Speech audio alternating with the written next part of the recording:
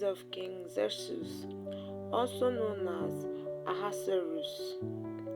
When he reigned over 127 provinces, stretching from India to Ethiopia, the Persian Empire was the greatest kingdom on earth.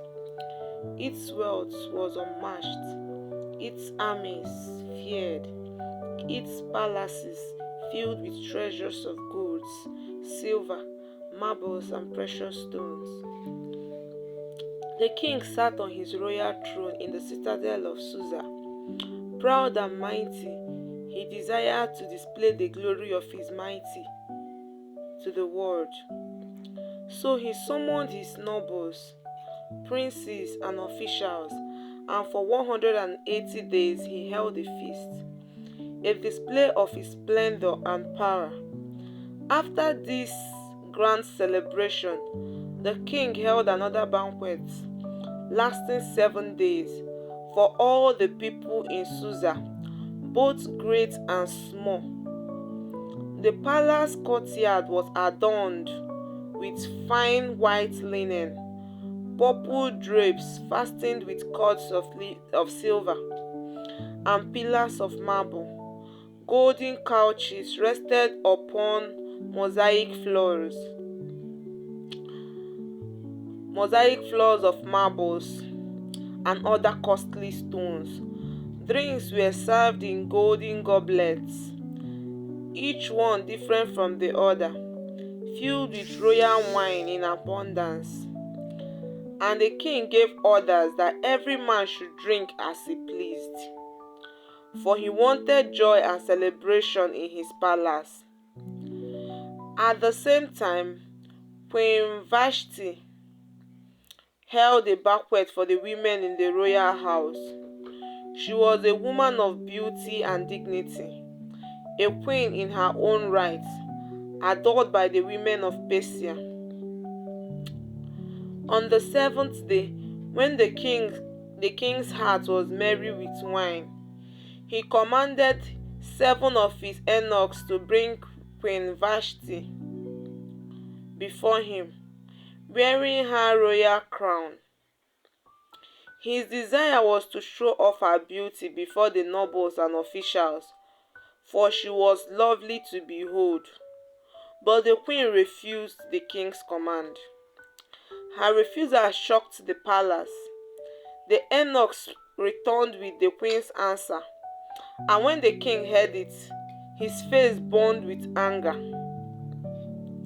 Never before had anyone defied him publicly, let alone the queen herself. The nobles whispered among themselves, "If the queen can refuse the king, then every woman in the empire will despise their husband. There will be no end to disrespect and discord in every household." So the king, in his anger, consulted his wise men, those who understood the law of Persia and Media. One of them, Memucan, spoke, "O king, the queen has wronged not only you, but every noble and every man in the empire. For the queen's behavior will be known to all women, and soon they will look with contempt on their husbands, saying, 'The king commanded the queen to be brought before him, but she would not come. If it pleases the king, let a royal decree be issued that the queen shall never again enter the presence of the king, and let the king give her royal position to another who is better than she. Then all women will respect their husbands from the greatest to the least.'" The king was pleased with this advice. A decree was sent throughout the empire, written in every script and every language of the province, declaring that every man should be master in his own household. And the queen was banished from the presence of the king, her crown removed, her influence ended. She faded the royal palace. But through the word But, but though the world saw disgrace and rejection, heaven was quietly at work.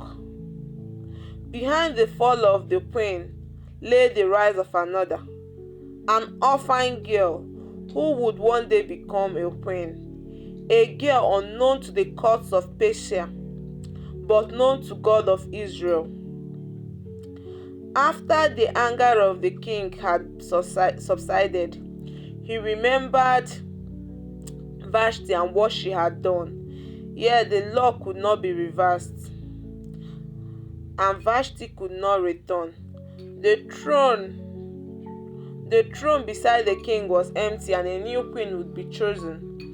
The king's attendants suggested, "Let a search be made for beautiful young virgins of the king. Let them be gathered from every province of the empire and brought to Harem in the citadel of Susa. They will be placed under the care of Haggai, the king's eunuch, who is in charge of the women. Let them undergo a year of beauty treatment, 6 months with oil of myrrh, and 6 months with perfumes and cosmetics. Then each will go before the king. The one who pleases him most shall become the queen." This advice pleased the king, and the decree was issued. Now in Susa there lived a Jew named Mordecai from the tribe of Benjamin. He had been carried into exile from Jerusalem by King Nebuchadnezzar. Mordecai had raised his cousin, whom the Persian called Esther. Mordecai has raised his cousin Hadassah, whom the Persians called Esther, for she had neither father nor mother. Esther was a young woman of striking beauty, but more than that, she had a gentle spirit and a humble heart. When the king's decree was proclaimed, Esther too was taken into the palace and placed under the care of Haggai. From the very first day, Esther won the favor of everyone who saw her. The eunuch in charge was so pleased with her that he provided her with special food, 7 attendants, and the best place in harem. Yet Esther did not reveal her nationality or her family background because Mordecai had instructed her not to.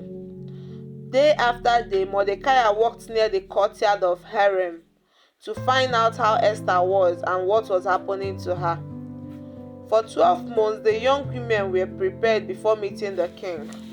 6 months with oil of myrrh to soften their skin, and 6 months with perfumes and cosmetics to beautify them. Each woman could take with her whatever she desired when going into the king. One by one, they entered the royal chamber, and one by one, they left awaiting the king's judgment. But when Esther's turn came, she asked for nothing except what Haggai, the king's eunuch, advised. Her humility, obedience, and simplicity set her apart from the others, and Esther found favor with all who saw her. When Esther was brought before the king in the royal palace, the king was captivated by her beauty and her spirit. He loved her more than any of the other women, and she found favor and kindness with him beyond all others. So he set the royal crown upon her head and proclaimed her the queen. A great banquet was held in her honor, the feast of Esther. The whole empire rejoiced. During this time, as Mordecai sat at the king's gate, he overheard 2 officers of the king's guard plotting to assassinate the king. Mordecai reported the matter to Queen Esther, who told the king in Mordecai's name. When the report was investigated and found true, the conspirators were executed.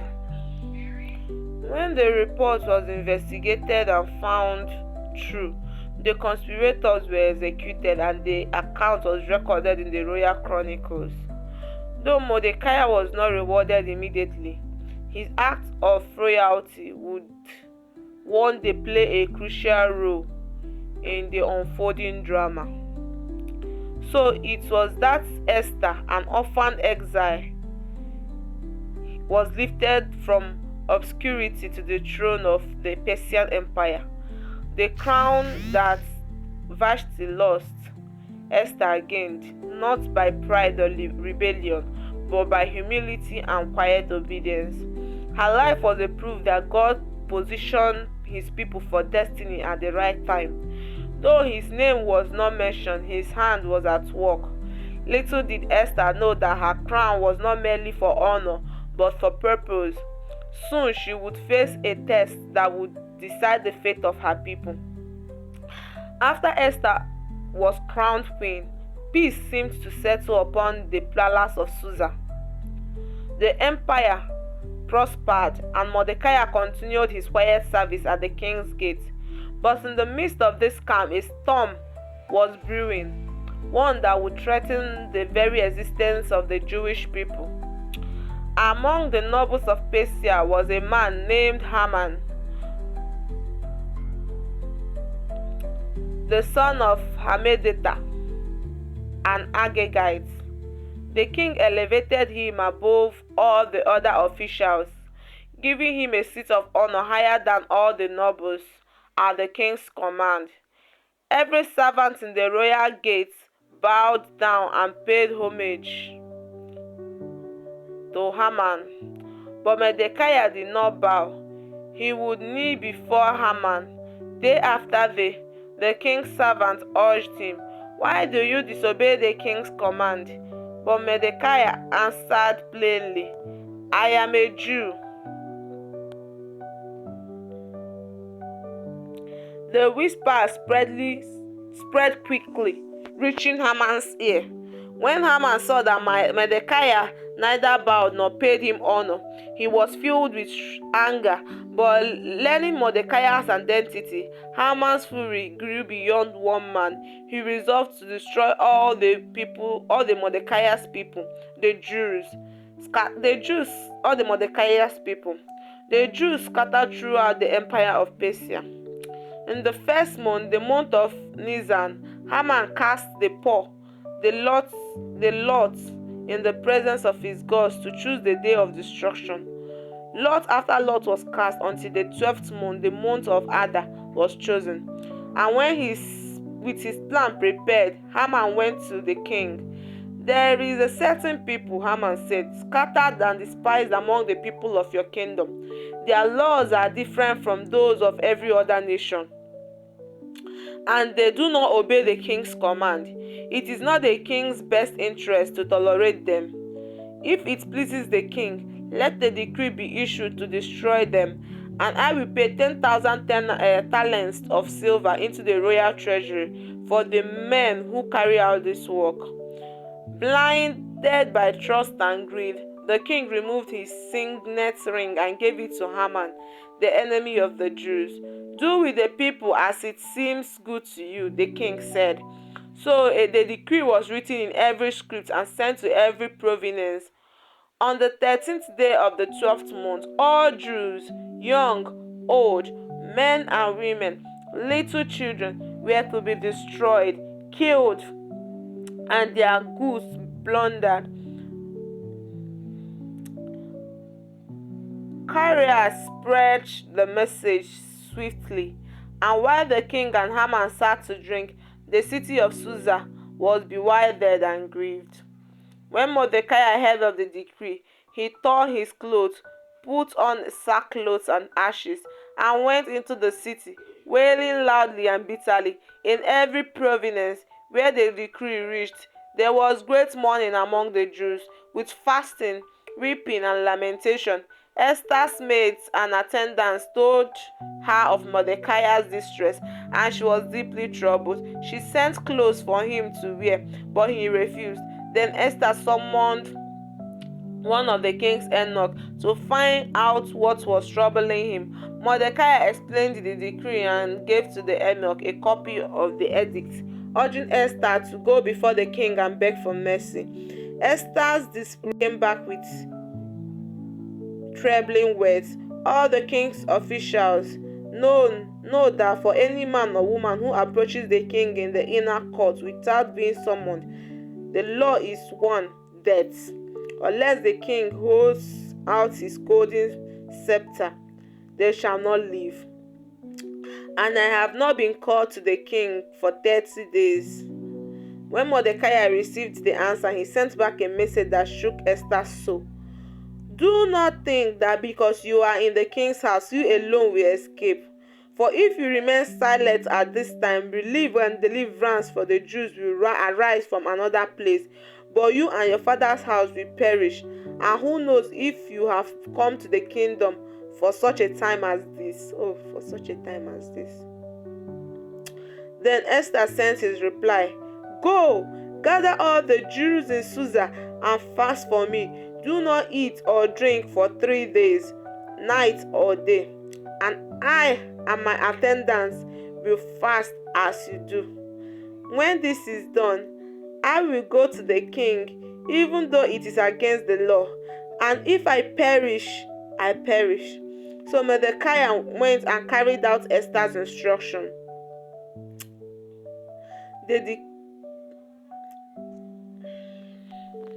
The decree of death has been written. The day of destruction was set. Yet in the midst of despair, courage rose. A young queen chose to risk everything, her life, her crown, her future, for the sake of her people. It was no accident that Esther had been crowned queen. It was destiny. She has been raised up for such a time as this. 3 days has passed. The Jews of Susa fasted. Mordecai fasted. Esther and her maids fasted. The city was silent with prayer, weeping and trembling hearts. Now came the moment of decision. Esther put on her royal robes, her crown upon her head, her heart steady with courage. Slowly she entered the inner court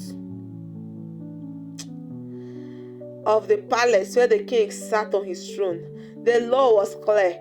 Anyone who came before the king uninvited will die, unless the king extended his golden scepter. All eyes turned as Esther approached. The king looked up and his face softened. He stretched out the golden scepter in his hand. Queen Esther, he said warmly, what is your request? Even up to half of the kingdom, it will be given to you. Esther bowed and answered quietly, if it pleases the king, let the king and Haman come today to a banquet I have prepared for them. The king agreed, and Haman was summoned quickly. At the banquet, wine flowed, laughter echoed, and the king turned again to Esther. Now, my queen, he asked, what is your petition? It shall be granted to you, even up to half of the kingdom. But Esther replied with wisdom, my petition and request is this. If the king regard me with favor, and if it pleases the king to grant my petition, let the king and Haman come tomorrow to another banquet that I will prepare. Then I will answer the king's question. The king agreed, and Haman left the banquet that day with pride swelling in his heart. Haman boasted to his family and friends, I am the only one Queen Esther invited to accompany the king to the banquet, and tomorrow I am invited again. Yet all his joy vanished when he saw Mordecai at the king's gate, still refusing to bow. Anger consumed him. His wife and his friends advised, have a gallows built 50 cubits high. Ask the king to have Mordecai hanged on it. Then go with the king to the banquet and enjoy yourself. Haman was pleased with the idea, and he ordered the gallows to be built that very night. That same night, the king could not sleep. He ordered the book of Chronicles to be read aloud, and as the scribe read, they came across the record of how Mordecai had uncovered the plot of to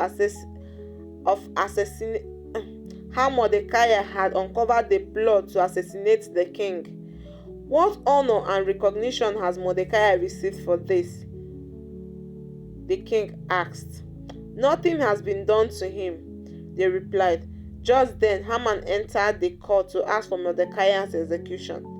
The king, not knowing his intent, called him in. Haman, the king asked, what should be done for the man the king delights to honor?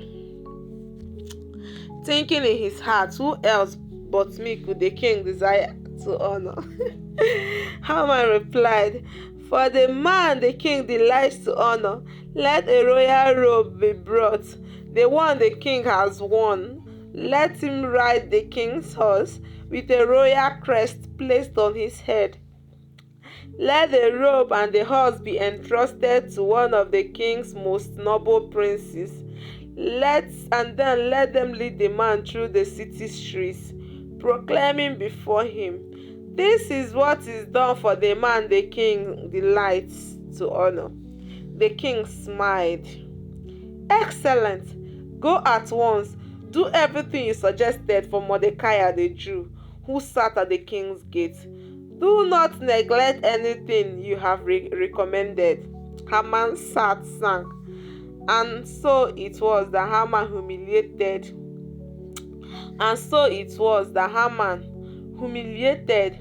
robed Mordecai, placed him on the king's horse, and led him through the streets, shouting the very words he hoped to hear for himself. Afterwards, Haman hurried home, his head covered in shame, but before he could recover, the eunuchs rushed him away to Esther's second banquet. At the feast, the king asked again, Queen Esther, what is your petition? It will be granted to you. What is your request? Even up to half of the kingdom, it will be done. Esther's voice trembled with courage.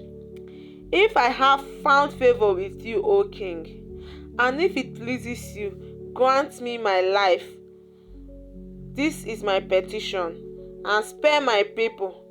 This is my request, for I and my people have been sold to be destroyed and killed.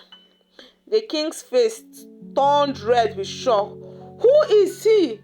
Where is the man who dared to do such a thing? Esther pointed with her hand. The adversary and enemy is this vile Haman. Haman's face went pale with terror as the king rose in fury. He stormed out into the palace garden, while Haman fell on the couch where Esther was reclining, begging for his life. When the king returned, he saw Haman falling near the queen. Will he even assault the queen while she is with me in the house? The king roared. At that moment, the eunuchs covered Haman's face. One of them said, a gallows 50 cubits high stands by Haman's house. He made it for Mordecai, who spoke up to save the king. The king ordered, hang him on it. And so Haman was impaled on the very gallows he had built for Mordecai. The king's fury subsided. What man had plotted in secret, God exposed in the open. The gallows prepared for the righteous became the grave of the wicked. In one night, the power of Haman was broken, and the tables turned. The same Mordecai who once sat in sackcloth was honored publicly. The same Esther who once trembled in silence spoke proudly and saved her people. Truly, God's justice may be delayed, but it will not be denied. Haman was dead. The enemy of the Jews had fallen on his own gallows, and his wealth was given to Queen Esther. The crown that once seemed threatened was secured, and the king's fury was calmed. But one problem remained. The decree of death had already gone out into every province, and in Persia the king's edict could not be revoked. The day of destruction was still appointed. Esther once again went before the king. Falling at his feet, with tears, she begged him to put an end to the evil plan of Haman against his people. The king extended the golden scepter to her, and Esther rose to her feet. The king said to Mordecai and Esther, "Write another decree in the king's name on behalf of the Jews, as seems best to you, and seal it with the king's signet ring, for no document written in the king's name and sealed with his ring can be revoked." So Mordecai summoned the royal secretaries on the 23rd day of the third month. The decree was written in every script and every language of the empire. It granted the Jews in every city the right to assemble and defend themselves, to destroy any armed force that might attack them, and to plunder the property of their enemies. The decree was sealed with the king's ring and sent by couriers riding swift horses, breed of the king's service. When Mordecai left the king's presence, he was dressed in royal garments of blue and white, with a large crown of gold and a purple robe of fine linen. The city of Susa shouted and rejoiced for the Jews. It was time of happiness, joy, and gladness. And the people of other nationalities became Jews, because the fear of them had seized the empire. On the 13th day of the 12th month, the enemies of the Jews had hoped to overpower them. But now the tables were turned, and the Jews got the upper hand. In every province, the Jews assembled and struck down their enemies. In Susa alone, 500 men were killed. The 10 sons of Haman also fell by the sword.